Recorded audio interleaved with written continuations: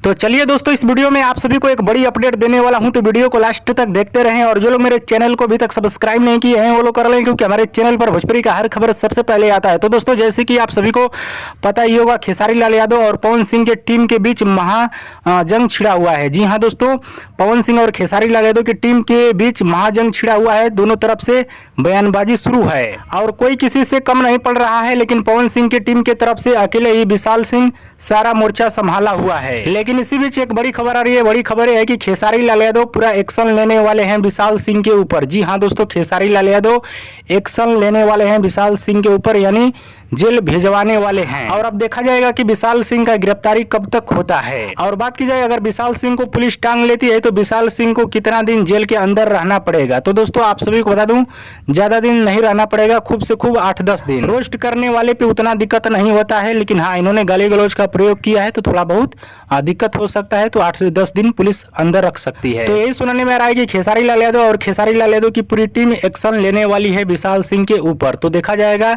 क्या कुछ होता है, आगे आप सभी को अपडेट दिया जाएगा।